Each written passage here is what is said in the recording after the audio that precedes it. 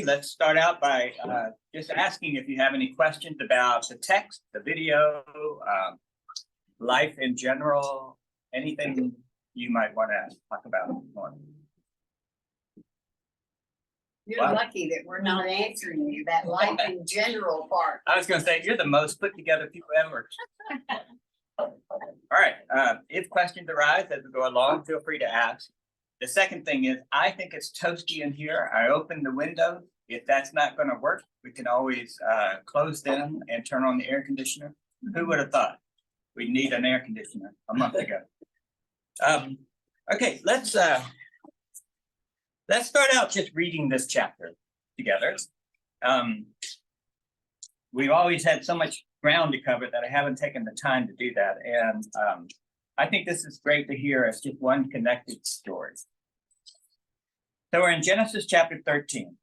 So Abram went up from Egypt, he and his wife, and all that he had, and Lot with him into the Negev. Now, Abram was very rich in livestock, in silver, and in gold. He journeyed on by stages from the Negev as far as Bethel, to the place where his tent had been at the beginning, between Bethel and Ai, to the place where he had made an altar at first. And there Abram called on the name of the Lord. Now Lot, who was with Abram, also had flocks and herds and tents, so that the land could not support both of them living together. For their possessions were so great that they could not live together. And there was strife between the herders of Abram's livestock and the herders of Lot's livestock. At that time, the Canaanites and the Perizzites lived in the land. Then Abram said to Lot, "Let there be no strife between you and me, between your herders and my herders, for we are kindred. Is not the whole land before you? Separate yourself from me. If you take the left hand, then I will go to the right. If you take the right hand, then I will go to the left." Lot looked around him and saw that the plains of the Jordan were well watered everywhere, like the garden of the Lord, like the land of Egypt, in the direction of Zoar. This was before the Lord had destroyed Sodom and Gomorrah. So Lot chose for himself all the plain of the Jordan, and Lot journeyed eastward. Thus they separated from each other. Abram settled in the land of Canaan, while Lot settled in the cities of the plain and moved his tent as far as Sodom.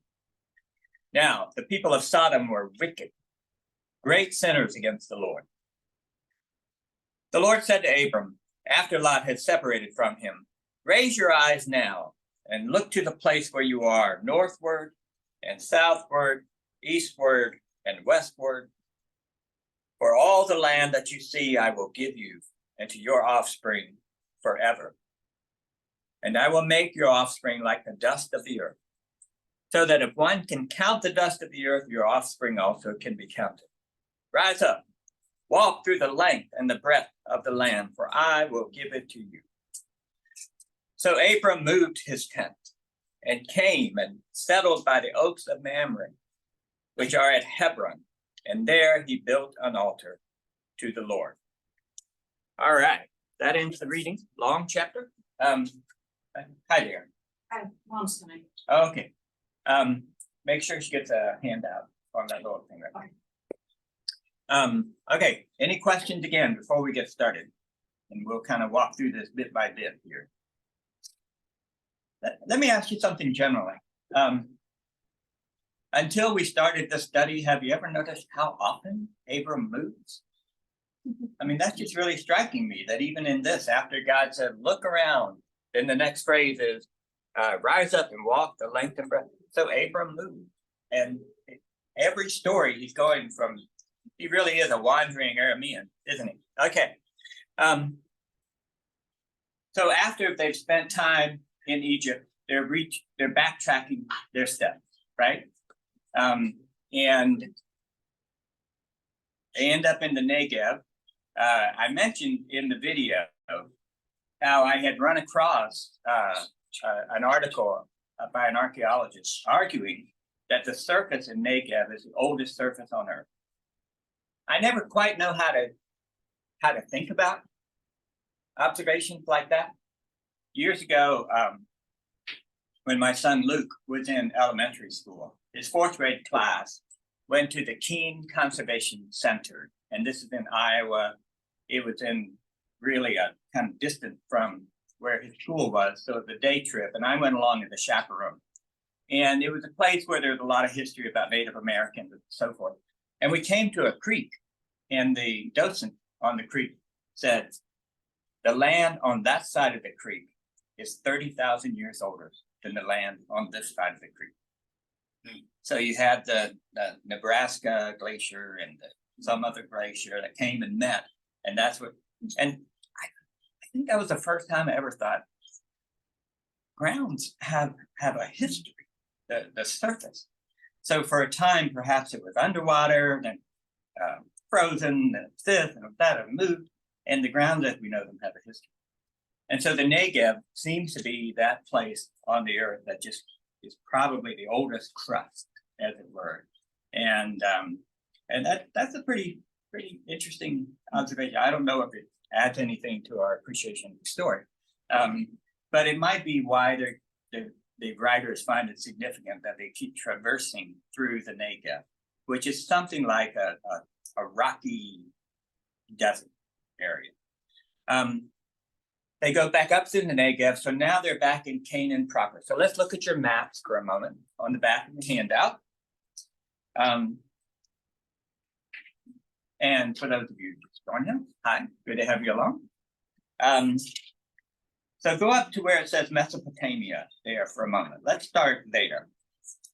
The Mesopotamia, the name means between two rivers, and it's often used to describe that area between the Euphrates and the Tigris, right there. And you can see right there on the southern part of the Euphrates, just before it gets to the Persian Gulf, is Ur. That's where Abram was born. That's where his father Terah lived. And then Terah moved Abram and his family to Haran. So that first arrow takes us on a journey that happened in Genesis chapter 11. Okay, that's where Terah died. That's where Abram's brother died. So Abram adopted Lot pretty much as his ward. And it's in Haran, right there, that God first appeared to Abram. And then the next arrow going down is more or less the path that they followed. So remember, at the beginning of chapter 12, God's command was go from your father, your country, your kindred, your father's house. Didn't tell Abram where they were going to. So they go down, and now when you follow that arrow down, now you're in the land of Canaan, as it's called. They first went to Shechem. That's going to be a very, very important city in the history of Israel. And again, read Joshua 24. You can see Shechem functioned something like the first capital for the people of Israel. Then they went down and tented between Bethel and Ai. And then they went into Egypt. So you see they have to cross the Negev to get into Egypt. And that Nile River that goes down through Egypt is the reason why Egypt was a place to be during a famine, because they had great waterworks and irrigation and so forth. And so our story today, they leave Egypt and they head back up the other way. And they head back up to Bethel. And then you can see that Lot is going to choose what would look.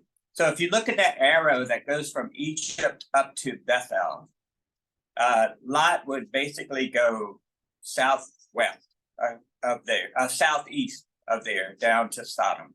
Okay. Now I am not, as you know, very good at geography, but I think the geography of this story is really, really important. And you know that it is because the writers keep stopping to explain stuff to you. There were Canaanites and Perizzites in the land. They want you to know that. Sodom was wicked. They want you to know that, right? Sodom at this point had not been destroyed. This is going to happen in about 6 more chapters. But they're foreshadowing, and they're giving some context for the choices that are being made here. So let's think for a moment. I want to talk about these terms that we use so often when we talk about the story of Israel. I want to make sure you kind of have a sense of where they're coming from. So you remember that Noah and his family, after the flood, Noah had 3 sons, just like Adam and Eve had 3 sons. Well, Noah and his wife had 3 sons. And just like one of Adam and Eve's sons committed murder and, was sent away, as it were, one of Noah's sons committed an atrocity and was sent away. Anybody know who that son is? Who's the son of Noah that was cursed? It is Ham. That's why you should never eat ham, right? So he had a son named Ham. All right, what happened? Well, after the ark settled, Noah and the family came out. Noah built an altar, made sacrifice. Very next thing he did was he planted a vineyard and got drunk. I have a great friend. He's a very popular Jewish professor at University of Iowa, and he loves to shock his students by saying Noah invented drunkenness. He was the first college fraternity member. So Noah built a vineyard. If you ask a vintner, it's going to take 7 years before you have grapes that are capable. So this didn't happen overnight. But he built a vineyard and he gets drunk. And when he's drunk, his son Ham goes in and sees his nakedness. That's the phrase. I imagine that is not literal, that Ham did something untoward, disrespectful. And then Ham told his brothers. And they went in and walking backwards so that they wouldn't see their father, they covered him. So Noah the whole time just kind of passed out drunk. We don't know how, but when Noah awoke, it says he realized what had happened and he cursed Ham. Cursed is Ham. The curse of Ham has an interesting history. White racists in Europe and the US years ago decided that having black skin was the curse of Ham. And that therefore the mistreatment of people with dark skin was justified because they were under God's curse. This was all part of the manifest destiny notion. If you ever Google curse of Ham, prepare yourself for some pretty ugly stuff. The Old Testament writers had an opinion about what the curse of Ham was too. Because when we get a list of Ham's descendants, one of them is named Canaan. So this land of Canaan is actually the land that was first settled by the descendants of Ham. Okay? And the reason I want to share that with you is because there's a curious paradox going on in this story. You remember Abram looked at Lot and says, look to this side, look to that side. Is not the whole land before you? Well, about 3 verses earlier, the writers just told us, no, the whole land wasn't before him. There were Canaanites and Perizzites in the land. Perez was, or Peri, was one of the descendants of Canaan. So it was just another tribe of Canaanites, more or less. But they were already there. This was not an empty land. And that notion also has a troublesome history. Are you familiar with what's called the doctrine of discovery? Yeah, that's something you do want to Google and read about. It was written back during the colonial age. It was a papal bull. I can't remember exactly which pope it was, like Pius IX, someone like that, issued a papal bull, which means he was speaking on behalf of the church, that when the Christian nation came across any land that was not inhabited by Christian people, they had rights to that land.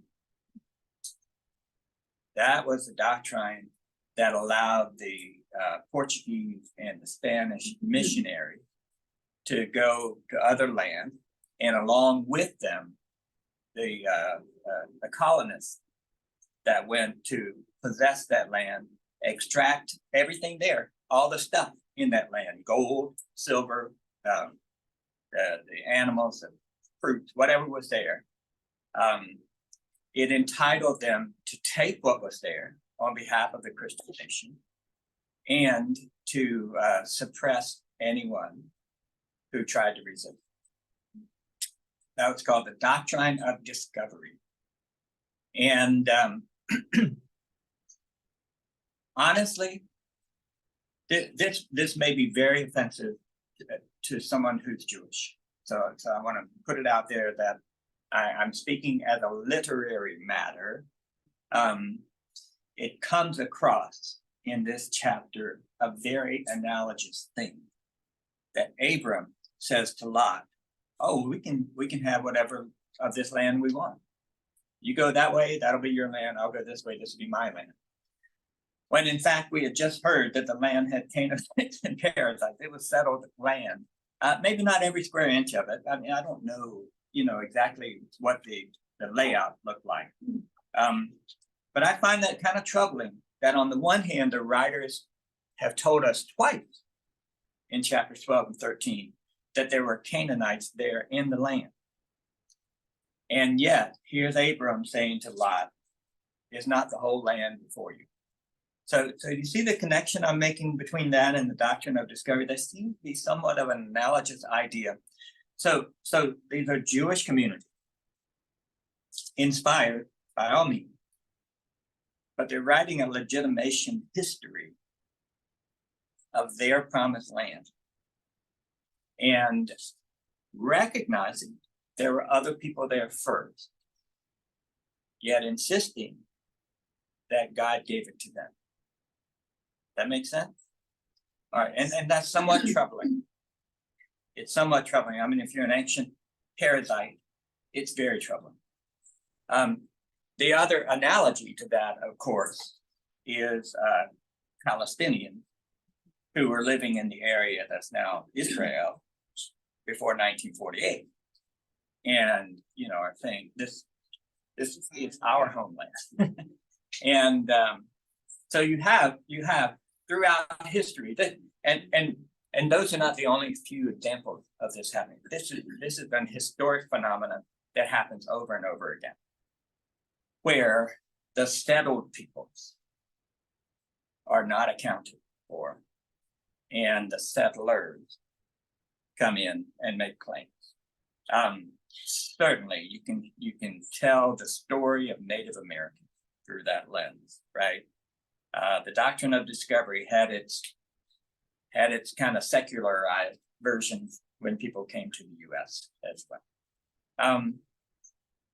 That is happening here, and it is troubling here, and we should be troubled by it. So the writers recognize there are Canaanites in the land, but their point, it seems to me, is that the Lord God is actually giving this land to Abram and his descendants. This is all going to really come into play more in the book of Joshua, because that's a difficult, bloody book about the conquest of the land that became called the land of Israel. And it's told from the perspective of the Israelite, with God on their side. And again, I want to make sure that I make a distinction. You can do with this whatever you want, but I want to make a distinction that there are many times the scriptures describe gritty reality. That's not the same as proscribing them. Now, there is a degree to which sometimes they're legitimate, but I think they begin as descriptions of a given context. Whenever the scriptures talk, about women, for example, there's a clear patriarchal context. The biblical writer didn't create that. It was there when they were born too. But they lived in a place, and the biblical communities weren't the only ones who practiced that. Many communities did. So that kind of patriarchy is described. It's simply a part of their fabric.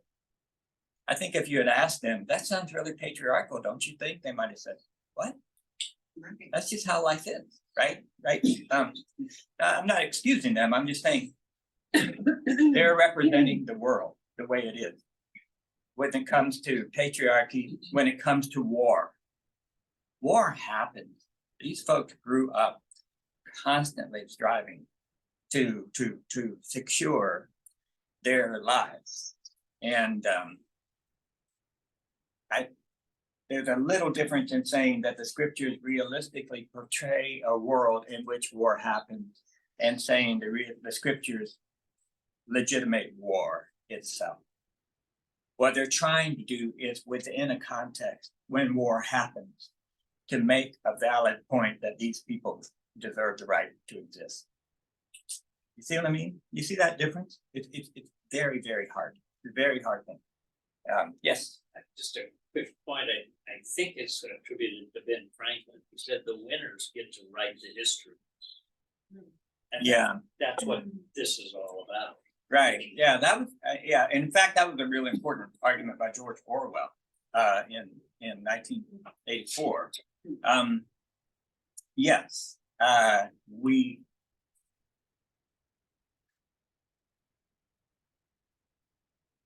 Yes, and sort of. Yes, and obviously, sometimes the defeated people don't have the wherewithal to tell a history or to store a history or to pass down a history because they've been decimated or dissolved in some way. So yes, the victors get to tell the story. But I do want to say this, knowing that I admire these storytellers a lot because they might heroize their folk to some extent, but they also show their terrible underside. In our last week's lesson, Abram lied about his wife. He's a schemer, right? But he's going to have a son, Isaac, Isaac's kind of the most likable person in the family tree there. But Isaac's son, Jacob, oh my gosh. His name means heel grabber, which means he was a scad from the start. Yeah, he's a twin. And he came out grabbing his twin's heel, and it just kind of named who he was. Jacob, heel grabber. This guy's awful. Yeah, he puts on goat skin so his blind old father will think he's his older brother who is a very hairy man and give him the family blessing. And Jacob is the one whose name was changed to Israel and has the 12 sons of the 12 tribes of Israel. That's Jacob. And these biblical writers, they at least, they're willing to show you the ugly underbelly. And the prophets, oh my gosh, the prophets are constantly saying, you think you're the apple of God's eye. God detests you right now. They say that. And it's recorded and it's kept as scripture. So while it is a history and there are unquestionably there is a strand of legitimation in the way the story is being told. There's also some really, really disarming candor and honesty about people's failure. I don't think the writers care whether we like Abram or not. I think what they care about are two questions. One, will God keep this promise that God made to this person, Abram, who is simply introduced to us as a person, not as a hero, not as a great pious person. We're later told Abram used to worship other gods when he lived up in Haran, and nothing pious about this man. God made a promise to Abram. Will God keep that promise? That's the question. Will Abram trust the promise? That's the corresponding question. And the answer to the first part is yes, over and over again. And the answer to the second part is sometimes. Sometimes. I mean, he left his father's house. He did exactly what God told him, in verse 4, chapter 12. So there you go. He's willing to sacrifice his son Isaac. This is that story is why Kierkegaard calls Abram the knight of faith. Like, he's willing to sacrifice his son just because God told him to. Overcoming his paternal feelings and moral feelings, all of that. Just because God says. And Kierkegaard would ask, how many of you would do that? How many of you would just do it just because God said? So there are these moments where Abram's like, the answer is yes, he trusts God. And then there are moments like last week when he doesn't really trust that God will protect him. So he's got to kind of ship his wife off to Pharaoh for a while to protect his own skin. And he's very candid about it. I'm doing this so that I will survive. So, yes, John. Mark, I find it interesting that son Isaac followed in his daddy's footsteps. He does the same thing. That's right. That's right. He does the same thing. So that storyline is repeated. I mean, it ends up 3 times. I think so. In chapter 12, chapter 17, and then 26, I think. 26. And in the first 2 instances, it's Abram passing Sarah off as his wife. In the second story, there's an explanation given by the writers that, well, she technically was his half sister. They don't say that in chapter 12. In chapter 12, he's just lying. So, I mean, somebody's trying to give Abraham a little boosty. But then Isaac does the same thing with Rebecca, who definitely not his half sister.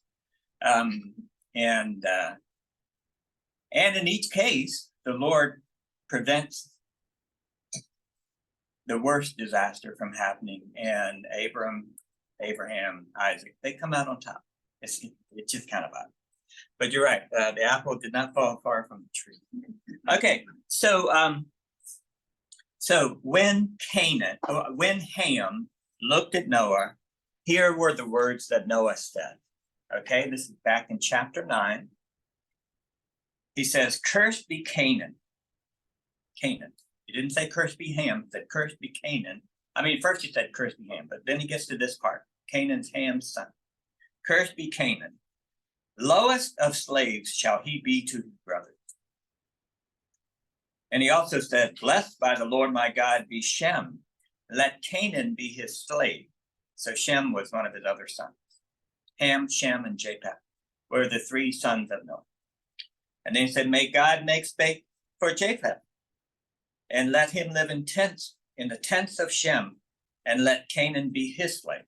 So, because Ham, father of Canaan, violated Noah in some way, either by looking at his nakedness or something worse, Noah curses Ham and his descendants to become the slaves of his other 2 sons. And that's why the genealogy has become important. Because you're going to see that Abram came from, I think it's the line of Shem. That's why I got to call it Semite. So this is a fulfillment of a curse that Abram can look at Lot in a land full of Canaanites and Perizzites and say, the whole earth land is before you. Choose where you want to live. And in this process, God is saying to Abram, I will give you this land, right? So I don't know. I don't know how you feel about it. The most troublesome part of this line of this story to me is in verse 15, where God said, in chapter 13, verse 15, where God says, for all the land that you see, I will give to you and to your seed or your offspring Forever. forever. Forever. Now, most of my religious Jewish friends do not buy into the idea that Jews deserve Israel because of this promise. I mean, they live in this story. That's how Jews settled in Israel many, many years ago. Their argument is more of a moral contemporary argument that the Jews need a homeland and that the Nazi experience can show you exactly why. But that's not the first time Jews had ever been mistreated and victims as a result of not having a homeland.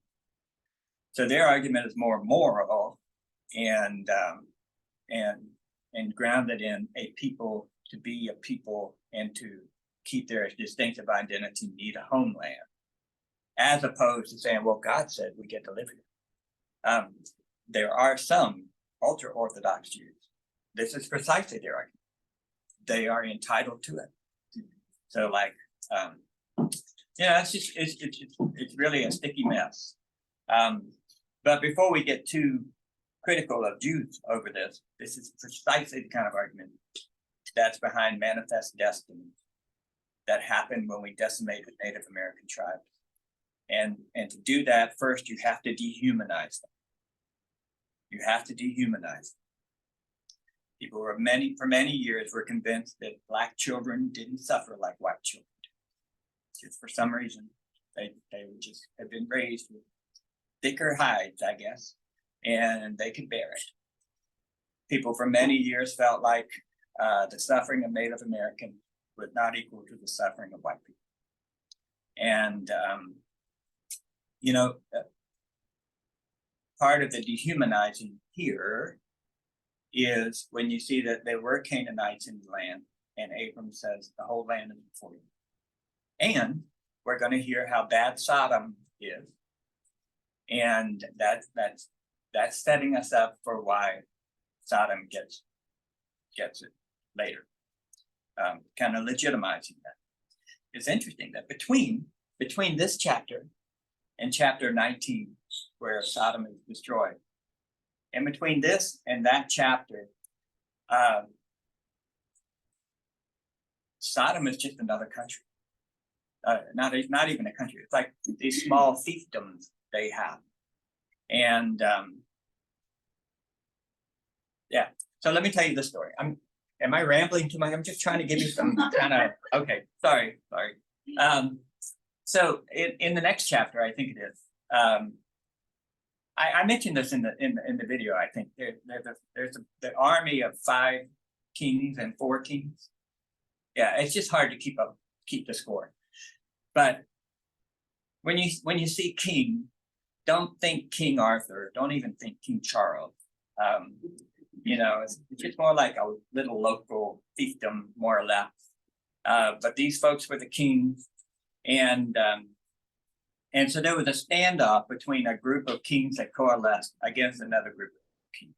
And I don't remember what the source of the problem is. It might have been a marriage. It might have been water rights. I can't remember. But as that war is happening, one of the sides attacked Sodom. And Sodom, the king of Sodom, was one of the kings on the side of Lot. So they attacked Sodom and ransacked it, and they took away Lot and his family as part of the booty, right? I think I mentioned this in the video. So they go off. Well, Abram gets word about this. Abram's very rich. Don't forget, Abram's very rich. And when you're very rich, you have to have a lot of slaves, or at least a lot of hirelings. I'm not sure exactly how to see the word slave there. It could just be somebody who lives in your household works for you, but not necessarily is owned by you. We can't let the American slavery experience define that word for us entirely. But if you have a lot of gold and silver, you've got to have a way of protecting that. And if you got a lot of herds, you've got to have herdsmen who double as soldiers because they're fighting off wild beasts and all this. This is how David got his military training, right? And so Abram's got a pretty impressive little army of his own. And meanwhile, his kingdom is next to the kingdom of a guy named Mamre, right? And I sure hope that one day someone will teach me a better pronunciation of that man's name. But you got Mamre, who is another king. And then there's another king that's mentioned, I forget his name. The three of them put their armies together and go after the people who kidnapped Lot for Abram's sake. Abram's got a very close relationship with these other kings. And they go out there and they track down what had been the victorious army at that point, and they defeat them in battle. And they bring back all of the stuff that had been taken from Sodom. So when they're coming back, the king of Sodom, who had been scattered and lost the war, he comes out and he celebrates. And he's thankful and he's offering them, rewards. And he said, look, take half this booty, take it. He says that to Abram. And Abram says, no. Said, I'm not taking anything. I want to restore Lot and his family. But I will let my compatriots take what they need, for their trouble. And then another king showed up. The king of Salem. This is just one of the most mysterious figures in all the Bible. He shows up here. He'll be mentioned later. And he'll be mentioned in works that are not in the Bible, but are later quoted by the Bible. So, John, could you find where in Hebrews, it's 11, 14, 13, somewhere, the order of Melchizedek, that little thing. I can't recall right off my head. But the king of Salem comes out and he offers bread and wine to Abram, and he makes a sacrifice. And then the story just says casually, because he was a priest of the Lord God. I mean, who knew? Up to this point, you think Abram's the only one really dealing with the Lord God, and everybody else is just some kind of wild pagan. But here you have a Canaanite king of Salem who comes to Abraham, offers him communion, more or less, celebrates the victory, blesses him, and he's a priest of the real God, the God of the Israelites, that God, the Lord God, Lord in small, lowercase, small caps, right? And then he goes away. We're done with this guy until the book of Hebrews. John, have you been able to find it yet? I can't find it in 11. Okay, yeah, that's not right. I'm sorry. 7, 1 to 7. Yeah, the order of Melchizedek. Yeah, chapter 7. Here it is. Yeah, the priest order of Melchizedek. 7:1 is King Melchizedek of Salem, priest of the Most High God, met Abraham as he was returning from defeating the kings and blessed him. And to him, Abraham apportioned 1/10 of everything. His name in the first place means King of Righteousness. Next, he is also King of Salem, that is, King of Peace. Without father, without mother, without genealogy, having neither beginning of days nor end of life, resembling the Son of God, he remains a priest forever. Okay, all right, There it is. Wow. all right. That's what happens in the book of Hebrews, right? All right, and which 1,000 years later, right? In the book of Genesis, it sounds like this. After his return from the defeat of Chedorlaomer and the kings who were with him, the king of Sodom went out to meet Abram in the valley of Shaveh. And King Melchizedek of Salem brought out bread and wine. He was the priest of the God Most High. He blessed Abram and said, "Blessed be Abram by the God Most High, maker of heaven and earth, and blessed be God Most High, who has delivered your enemies into you." And Abram gave him 1/10 of everything. And that's it. That's it with the king of Salem, Melchizedek. All right. So somewhere between the writing of this story and whoever wrote the book of Hebrews, not Paul, but somebody very, very well schooled in the Old Testament, somewhere over those years, there arose like a mythology about Melchizedek, who had no beginning, no end, no family. And by Hebrews chapter 7, he's a type of the Christ. Who would have thought? You would never get that reading chapter 14 of Genesis, right? So these stories, we're reading what's been given to us, but there are also other streams where they continue and influence later writers. Anyway, I think that's all very important. Okay. And then you have a reference now to the Oaks of Mamre. Okay. This is where Abram settled, at least for a time. And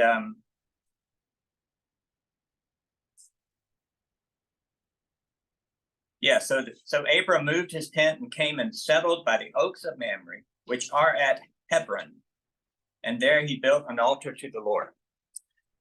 So if you look on your map, you can see Hebron is just a little north of Sodom there, right? This map is not to scale. I thought that was fun. Okay. And so there seems to be an oak grove there. You know, we're talking about a time before maps, right? So if you kind of tell somebody how to get to Abram's house, you have to say, you know, go south, and when you see the Oaks of Mamre, you look a little bit to the right, you know, something like that, right? You gotta have some kind of fixtures there. And outside of cities, you look for geographical things like this mountain or that wood or this river or that valley. That's why those names are so important here.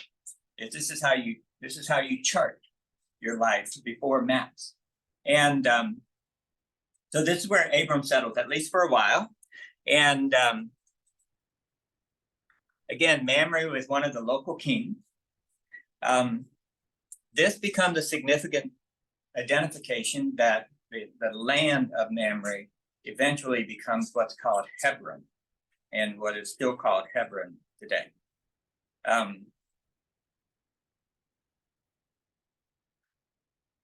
After the book of Genesis, Mamre is never mentioned again. So it's kind of a big deal in this part of the story, and nowhere else. It is here that Abram builds another altar. And then later in a few chapters, when Sarah died, Abram purchases a cave from Mamre near the Oaks of Mamre, or one of Mamre's people, in order to bury Sarah there. And that becomes a real shrine for many generations. So when Jacob, who's Abram's grandson, name was changed to Israel, he had 12 sons, one of whom is Joseph. Joseph ends up in Egypt as second in command. All of them end up in Egypt because there's a 7-year famine and they need grain, and Egypt's the only place that has it. I keep pointing that way. Egypt just turns out they're all in Egypt. Then Jacob is very old by this point, and he's dying, and he brings each of his sons in and blesses them. And then he tells him, "Take my bones. I don't want them to be left here in Egypt. Put them by the Oaks of Mamre." He wants to be buried with Abram and Sarah. This becomes kind of a significant shrine spot there. Okay. In this story, again, we have the third visit of God to Abram. When God says, I will make your people more plentiful than the dust of the earth. And again, we're probably talking about a fairly sandy earth there. So it could be grains of sand that you might envision in your head or something like that. Okay, questions, comments, cries for mercy. What do you have? Are you opening it to anything? Because Bill has asked. Yeah, sure. Bill has a question. Thank you, Bill. And by the way, if you couldn't hear John reading from Hebrews about Melchizedek, it's in Hebrews chapter 7. Yeah, starts with verse 1. Start to the very beginning. Okay. Let's do this question first, and I'll come back to you. Bill asks, what is the history of the sin of looking at nakedness? Yeah. So the sin of looking at nakedness, what's the history? Well, I mean, there's not much before this story, right? Before this story, because basically you have Adam and Eve and Cain and Abel and the Tower of Babel, and then everybody's dead from the flood except for Noah and his family. So looking at his father's nakedness is probably a euphemism. For what? I'm not sure. Drunkenness plays a role in Lot's story also. So Lot is going to reestablish himself in Sodom. And you know the story of Sodom and Gomorrah. You probably don't know it as well as you think you do, because later biblical interpreters have all different opinions as to why God destroyed them and what their evil was. And none of them thinks it's homosexuality. So the way the fundamentalists preach that story is not the way biblical writers interpreted that story. But Sodom and Gomorrah are destroyed. Remember, Lot is warned and leaves before the destruction. Remember that? And Lot's wife turns around and looks back and becomes a pillar of salt. I don't really know what to make of that. Lot and his daughters, he has 2 daughters, they end up living in the mountains, kind of like survivalists. And partly because nobody, I would imagine, nobody wants them in their town. Look what happened to Sodom and Gomorrah. You know, like, why do you want these? They're cursed. Talk about black widows, right? They're awful. And they're so isolated that the story is that Lot's 2 daughters are despairing of ever having children. And so they hatch a plan where they get Lot drunk. Yeah, I know. This is the second episode of drunkenness. They get Lot drunk and one of them sleeps with him. And the next night they get Lot drunk and another sleeps. And His daughters, yeah. And it's just a horrific story from every single angle. But just like the story of Abram and Sarah, passing her off as his sister gets retold and then retold again through Isaac and Rebekah. Drunkenness, nakedness.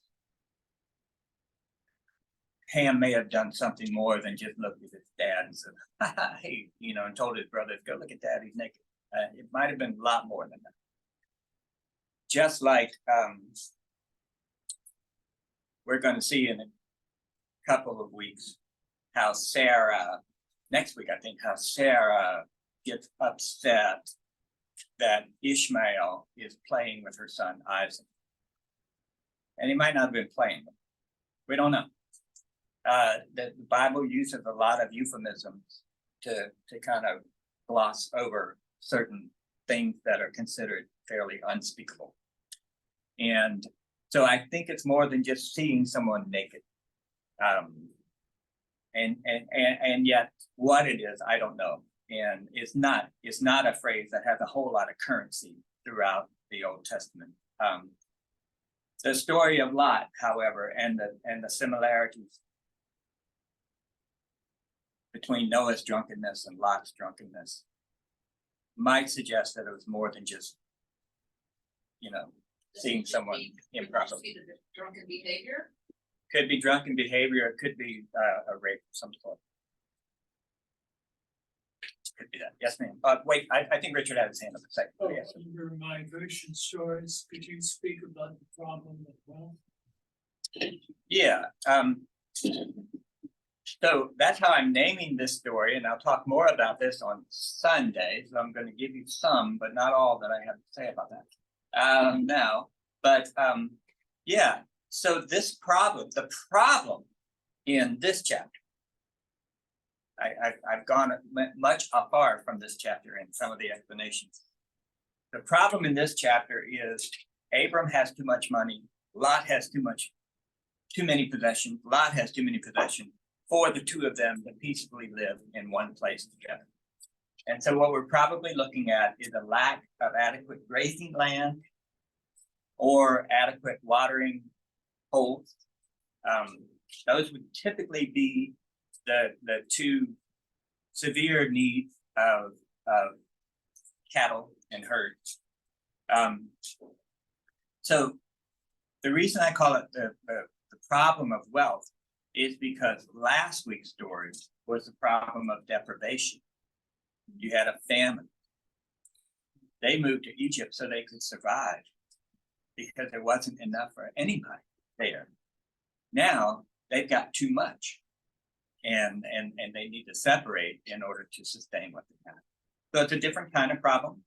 It's a first world problem, we might call it, right?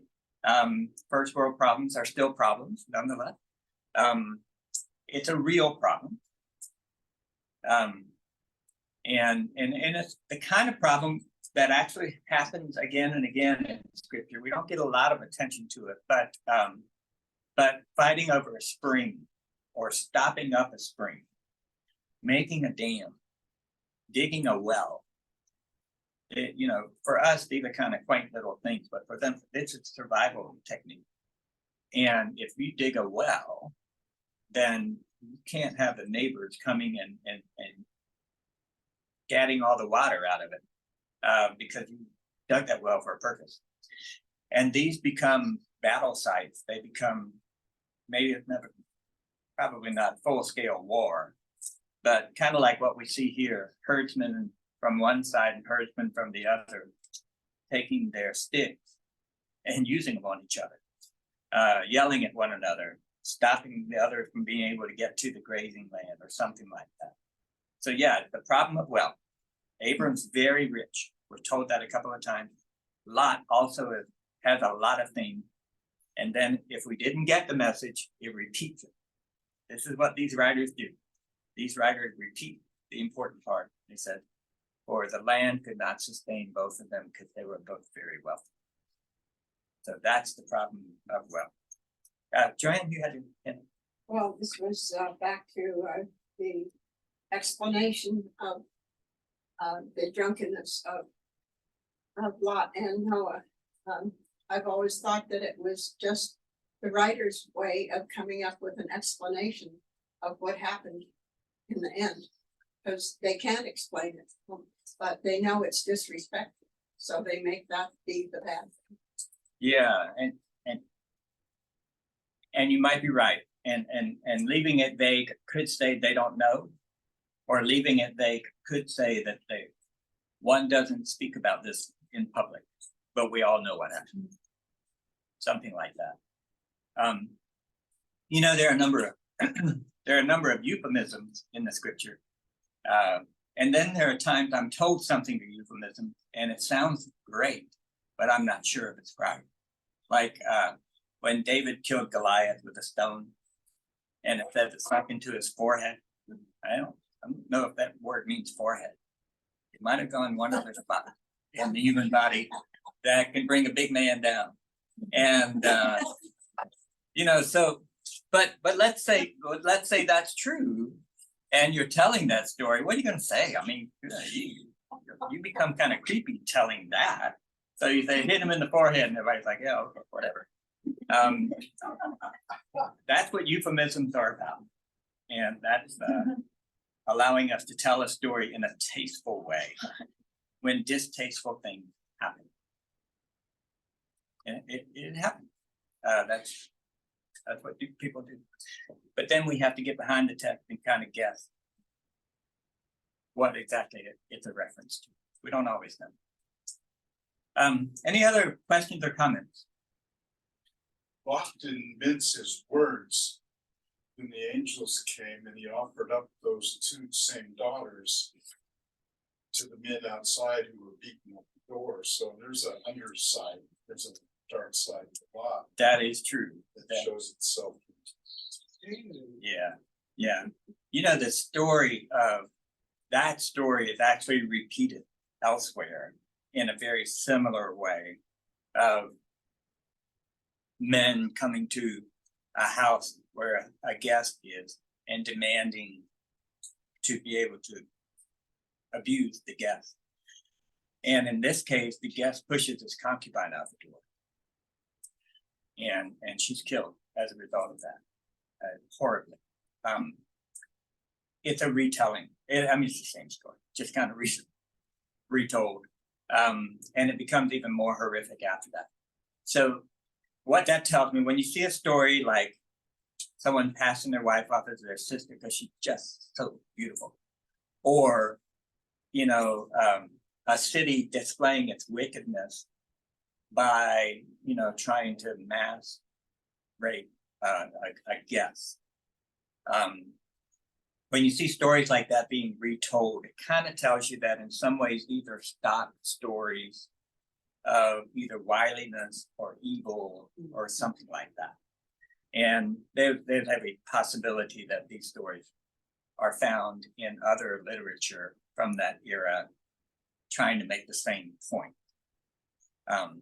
And that's why taking these stories literally is such a challenge. It's like, you're just probably running down the wrong track doing that. Because I think the writers aren't saying them literally. They're treating them as stories that have a point. And that's what we're trying to get at. Anyway, did someone else have their hand up? Yes, if some of your Jewish friends do not think this is promising Israel. Obviously Netanyahu has a different view of that. And do Orthodox Jews read it that they are entitled? And liberal Jews read it that they're not entitled? Yeah, I can't answer that question for you. I don't know the answer. My suspicion is you're leaning in the right direction, or at least that's what their public statements make you think. There are, I don't know. I'm gonna hate to do what I have to do, which is I know the scope of Christianity, and I know the fundamentalist kind of extreme on this side and the progressive stream on that side.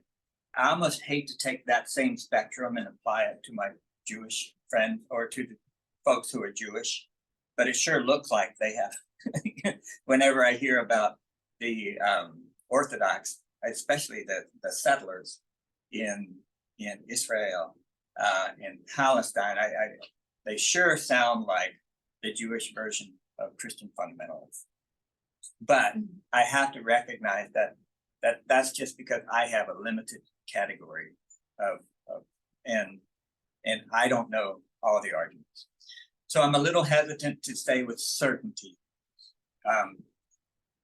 I will say in the Christian tradition, there are a lot of fundamentalists who absolutely feel that on the basis of this, Israel needs US support without any question. And the Palestinians have no case. A lot of Christian fundamentalists believe that.